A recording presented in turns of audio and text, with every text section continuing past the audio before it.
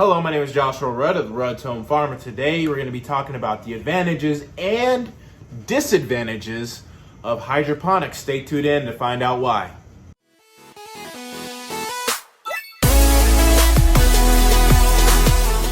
Okay, so the first and best reason to have hydroponics is there's no soil. Potting soil costs more than hydroponic solution and water, including the grow medium. You're just going to spend more. There's a lot more soil involved in it, and you're just disposing of it, and it's a lot of wasted material. Like you use potting soil once, it gets consumed, it gets yucky and nasty and thick and matted, and then you just have to throw it away, and then or compost it. You know, you can compost it, but then you can no longer use it in potted plants once it's composting. If you aren't aware that you can't use organic material in a potted system, it becomes really gross and bug infested. So don't do that. Side note. Testing of the soil is more difficult than testing of the pH of the water. When you test soil, you have to take a whole sample. There's a little kit to do it. Whereas a pH tester is just a sensor you can put in the water, and then you can adjust the pH as necessary quite easily. Another advantage is a good use of space. It can be done in small areas like an apartment, a kitchen window, on a patio, indoor, outdoor. The roots need less space because they do not have to spread out as much if they're in the nutrients. So a plant that would originally need a big pot could be put in a small pot, a small container that holds all the nutrients it needs to grow. So number 3, plants using hydroponic method have 30 to 50% faster growth. That's because you can control a lot more environmental factors like humidity, temperature, air circulation, light source, nutrient density, and type. You can, you tweak it until the plant can just prosper in the best kind of situation possible.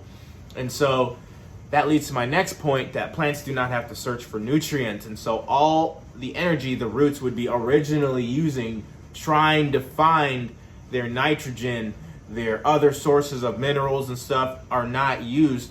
It's used to grow up on top of the plant, the green part, the most important part, the fruit. And so if you use hydroponic method, your plants are going to grow faster and they're going to do better.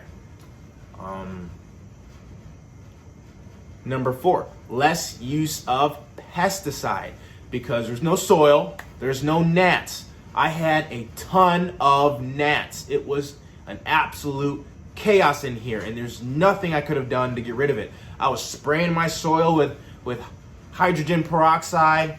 I had the fly paper in here, but those gnats, they just kept multiplying and getting everywhere. It drove me absolutely nuts. I hated growing indoors because of the amount of gnats. It's like the more soil you have, the more gnats there are. And it's like I had all these trays full of microgreens and full of plants, and I was doing a lot of things, and there was just thousands of them. It was crazy. So if the hydroponic method I switched to, there is no pests at all. There's no gnats, there's no ants, there's no little aphid bugs, there's nothing. If you use this outside, you might have other issues, or in like an unsecured greenhouse, you might have some normal outdoor stuff, but as far as directly in the soil and directly affecting the plants and the roots, you will not have gnat or ant problems. Grubs or other root damaging pests are a thing of the past with hydroponics. I know that these crane flies, when they're young, can just like damage a lawn, just ruin a lawn, and it can also ruin your garden too. So the grubs, not the adult flies, once they're actually flying around, they're harmless, but the grub is just, they eat roots. And so with hydroponic method, you don't have to worry about that. And weeds are a thing of the past. Outdoor in your garden, you're gonna have to be weeding. You're gonna be on your hands and knees weeding and plucking and making sure all the area is free of stuff that prevent your plants from growing. Indoor in the hydroponic method, I never have to worry about that. Okay, number 5, water savings. I know this is weird, but hydroponics use 50 to 90% less water than you would in a potted plant. So you would think that hydroponics is all about water, you would use a lot of water, but no, you actually waste a lot of water. Like when you're supposed to water a plant properly in a pot, you're supposed to pour water into it until it comes out the bottom.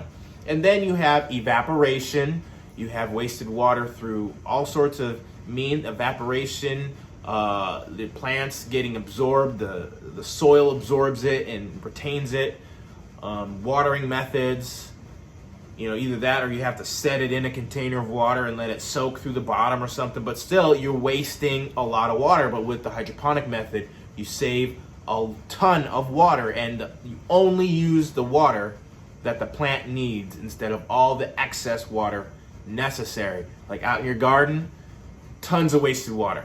You just spray it everywhere and it just goes into the ground and most of it's lost forever.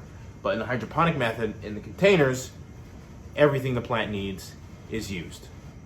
And now we're going to get into the disadvantages of hydroponics. Number 1, water and electricity risks. This does not apply to the crack key method of just using containers, but other methods use ebb and flow, air bubblers, pumps, circulations and stuff like that. When water and electricity are in close proximity, there's always a danger to get shocked or damage your equipment. Water getting into any sort of electrical component would damage it. So that is one of the downsides of using other methods besides crack key. System failure is another type of issue. So if your equipment is damaged, your pump is damaged, and it fails, then your system will stop putting nutrients towards the plants, and then you'll lose your entire crop within a matter of hours. Soil has better benefits with that because the soil has more water retention and the roots can just keep going down and down and down until they get water. But once your plant does not have any sort of moisture underneath it, it just wilts within a few hours and then you lose your crop and is unrecoverable and you have to start over. So be careful when your systems maybe have some sort of way to monitor if you lose power or something. And with the crack key method, if these containers go dry, then like overnight, I let it go overnight, they'll all be dead in the morning and then there's nothing I can do about it. Whereas in the soil method, a plant could be dry for a few days and be okay. Number 3, the initial investment. Investing in a hydroponic system can be expensive if you're using other methods besides crack key. The ebb and flow, the deep water culture, buying a little air bubbler, pump, system, nutrient film. I'll get all into these different types of systems in another video, but all those other systems have a pretty hefty startup cost. With that being said, after the initial investment, there's very little reinvestment necessary to maintain the system. So initial investment is an issue. Once again, if you're just using simple containers and you're growing indoors, you also have the lights to purchase and electricity. But if you're growing outside using hydroponics, using the crack key method, you simply need to buy the solution. You just simply need to buy your solution and a container, any sort of container, whatever you want, as long as it's not clear, and you're good to go. So the 5th and final disadvantage of hydroponics, which is actually a big disadvantage, is it does not scale well. Meaning, the more you try to do with hydroponics, the more complicated and difficult it becomes. Imagine trying to grow these and doing half an acre worth of this stuff. It would be very difficult, but outside in the garden, that might not be an issue. You could do things on a mass scale, like you could plant half an acre worth of seeds in an hour or so, or you can water a whole garden at one time. But this bigger the system, crack key method might not even be the best method when you're trying to scale up. You may want to do nutrient film or deep water cultures or different types that scale well, so you can do it on a big scale. That's a big issue that a lot of commercial hydroponic growers face. And when you have a bigger, more complicated system, you have the possibility of system failure and losing your crops, which is a big deal if you do this for money. So those are the advantages and disadvantages of hydroponics, and I highly recommend using hydroponics over potted methods for the small grower and the small business alike. There's a lot of pros compared to cons, and I really recommend getting into hydroponics. It's not too hard, it's too easy, you can do it, and you can get rid of a lot of issues that using potting soil brings. Thank you very much for joining me.